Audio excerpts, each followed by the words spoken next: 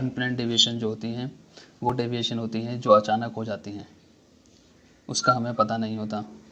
मिसाल के तौर पे प्रोसीजर जिसके ज़रिए हम जो बैच बनाते हैं और उसमें कोई फेलियर आ गया है, वो हमने फॉलो नहीं किया है। यूटिलिटी है जो हमारी नाइट्रोजन है, जैसे नाइट्रोजन है, कंप्रेस एयर है, उसमें कोई फेलियर आ गया है और मटेरियल इक्विपमेंट जो यूज़ हो रहे हैं और जो भी सिस्टम यूज़ हो रहा है उससे जो रिलेटेड जो फेलियर हैं उनको हम अनप्लान्ड डेविएशन में ले सकते हैं।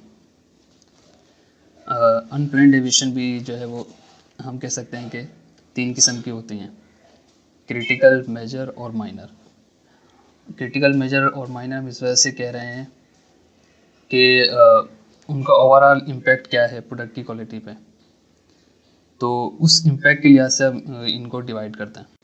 क्रिटिकल डेविएशन में मिसाल के तौर पे आ जाते हैं मास्टर कार्टन पे या जो यूनिट कार्टन है उस पर जो हमारी जो प्रिंटिंग होती है उसमें हमने जो है वो रॉन्ग डिटेल प्रिंट कर दी है, या जो प्रोडक्ट का एनालिसिस होता है, टेस्टिंग होती है, उसमें हमने जो हमारे रिटर्न प्रोसीजर्स हैं, SOPs हैं, मेथड्स हैं, उनको हमने फॉलो नहीं किया, तो हम इसको क्रिटिकल डेविएशन कह सकते हैं।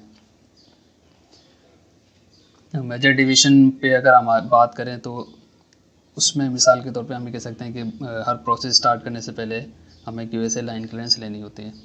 हमने अगर वो नहीं ली तो ये एक मेजर डेविएशन है। दूसरी एग्जांपल में अगर हम देखें तो जो फिजिशियन सैंपल जो डॉक्टर्स के लिए बनाए जाते हैं उसके जो कार्टन हैं उन पे हमने जो है वो रॉन्ग प्राइस प्रिंट कर दिया है। और अगर हम माइनर डेविएशन की बात करें तो उसमें जो हम मिसाल के तौर पे जैसे जो हमारे पास जो प्रोडक्ट की मैन्युफैक्चरिंग के लिए जो रॉ मटेरियल रिसीव होते हैं उनका जो है कोई कंटेनर डैमेज है, या इसके अलावा जो भी वेंडर से हम जो है वो रॉ मटेरियल रिसीव करते हैं उसकी सैम्पलिंग होती है पहले।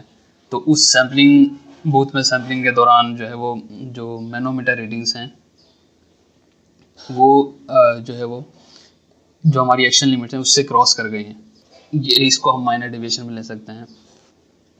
आई होप कि आपको ये वीडियो पसंद आई होगी। अगर आपको ये वीडियो पसंद आई है तो आप इसको लाइक करें, शेयर करें और फार्मा नॉलेज को सब्सक्राइब करें मज़ीद इंफॉर्मेटिव वीडियोस के लिए। Thank you.